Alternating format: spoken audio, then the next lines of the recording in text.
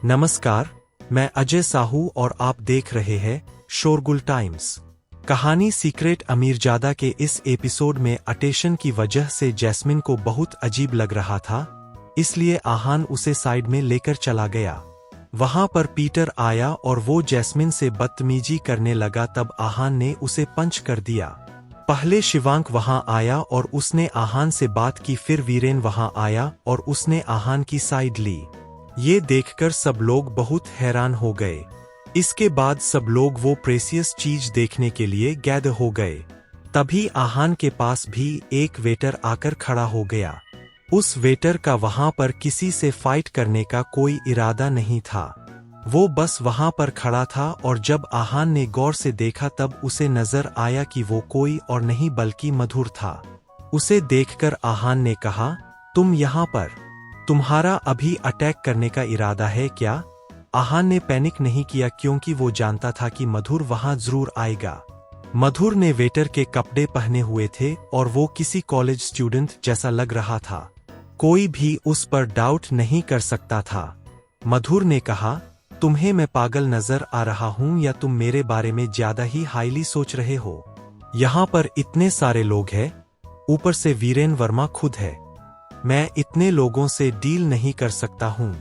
वैसे भी यहाँ जो आइटम है वो नकली है। आहान ने उसे घूरा और कहा, तुम बिना देखे कैसे बता सकते हो कि ये चीज नकली है या नहीं? मधुर ने कहा, तुम्हें वर्मा फैमिली क्या पागल लगती है जो वो इतनी ने प्रेसियस चीज इतने लोगों के सामने लेकर आएंगे? उन्हें इसके चोरी होने का डर नहीं होगा क्या? आहान ने कुछ सोचा और कहा, तो तुम ये कह रहे हो कि नकली में वो असली चीज को छुपा रहे हैं? मधुर ने कहा, सब कुछ अभी ही बता दूं क्या?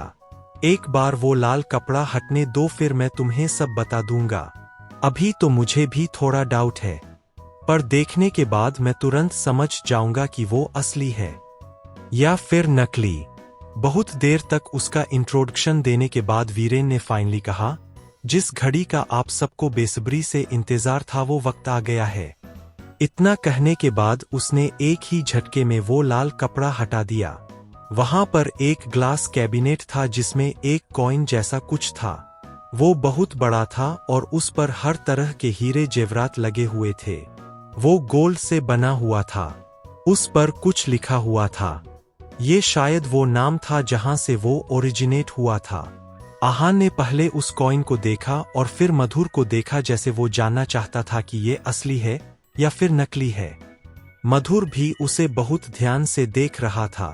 वो मैं स्टेज से बहुत दूर थे, पर फिर मार्शल आर्टिस्ट के लिए इतने डिस्टेंस से देखना कोई बड़ी बात नहीं थी। वीरेन ने कहा, अब ये आप सबके सामने है तो मैं बता दूं कि ये एक गोल्ड कॉइन है जिस पर बहुत प्रेशियस स्टोन्स लगे हुए हैं।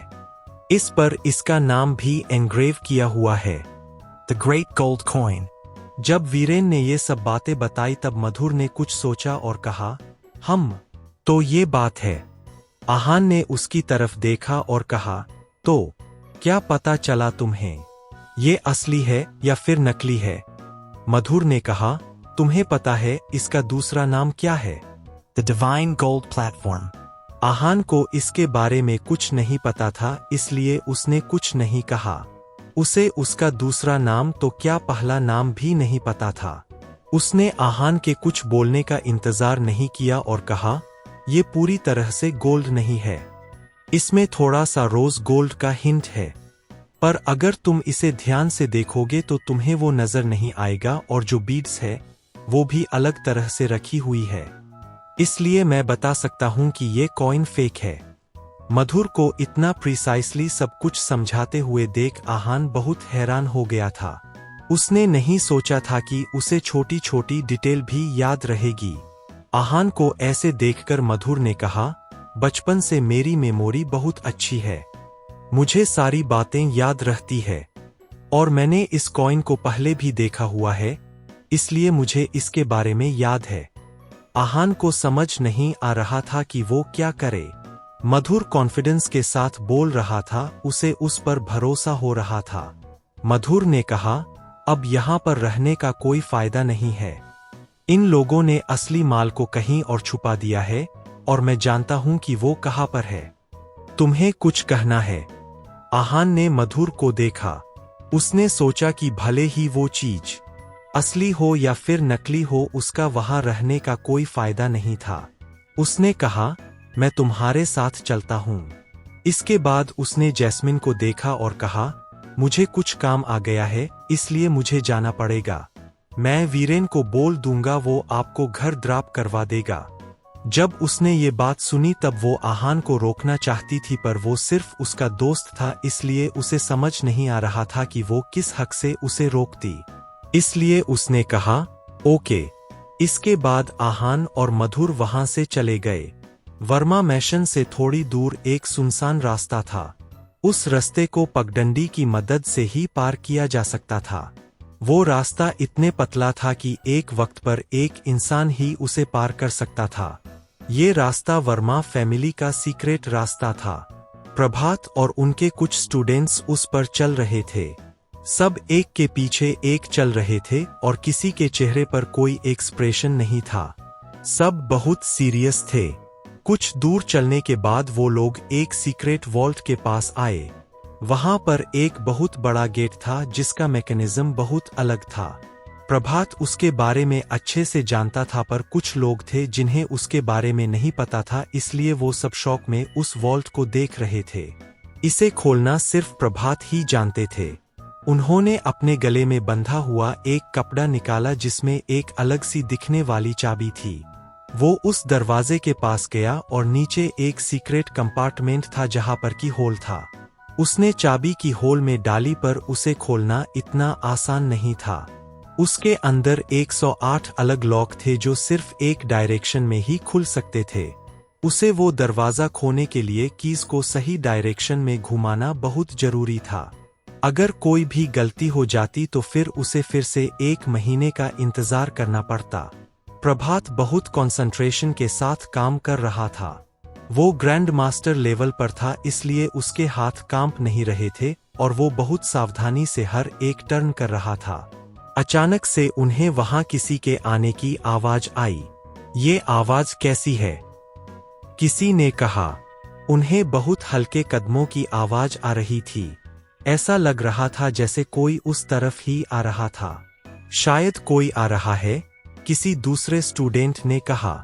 धीरे धीरे वो आवाज और पास आ रही थी, पर प्रभात इस वक्त बहुत क्रिटिकल स्टेज पर था, इसलिए उसने आसपास की बातों पर ज्यादा ध्यान नहीं दिया। प्रभात को बिजी देखकर जो उनका सबसे पुराना स्टूडेंट था उसने कहा, तुम चारों उन लोगों को रोको जो इस तरफ आ रहे हैं, और तुम लाइट लो और प्रभात सर की मदद करो। जैसे ही उसने ये बात बोली, फुटस्टेप्स की आवाज और तेज हो गई थी। ऐसा लग रहा था जैसे वो बहुत पास आ चुके थे। प्रभात के साथ एक लड़का लाइट लेकर खड़ा था और बाकी 4 ने उन अनजान लोगों से फाइट करने के लिए अपनी पोजीशन ले ली थी। वो जानते थे कि वो ज्यादा देर सामने वाली पार्टी को रोक नहीं पाएंगे, पर कुछ देर उन्हें रोकना भी बहुत था क्योंकि उनके साथ एक मार्शल आर्ट्स ग्रैंड मास्टर थे।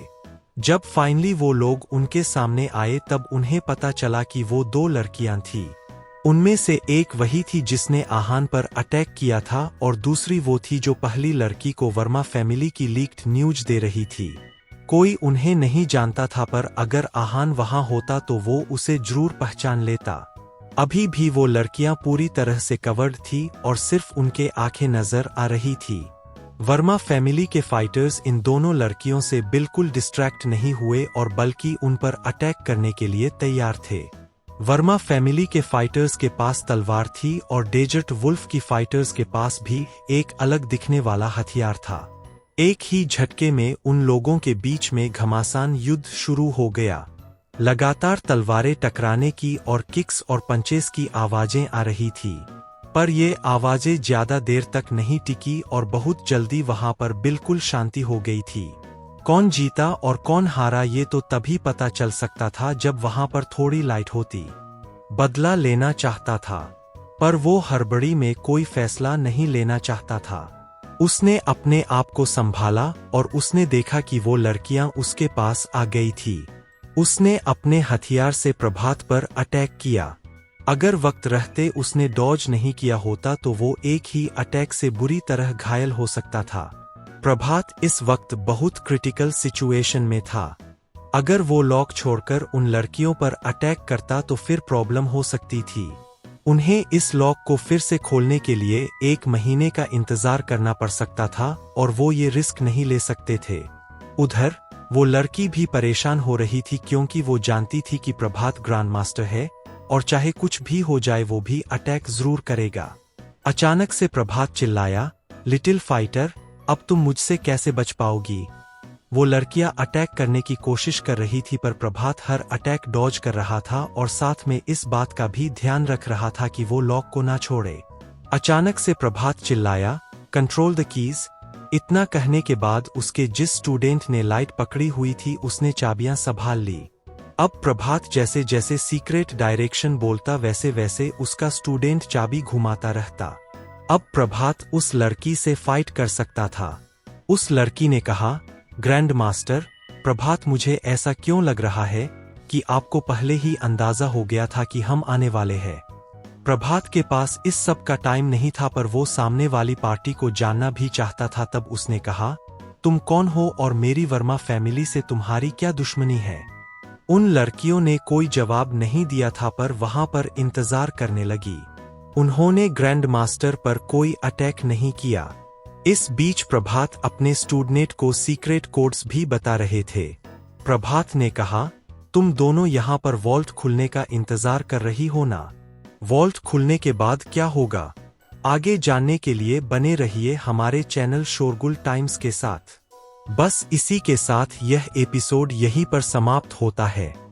इस एपिसोड को आगे बढ़ाते हुए कल फिर मुलाकात होगी। तब तक के लिए इजाजत। नमस्कार, धन्यवाद।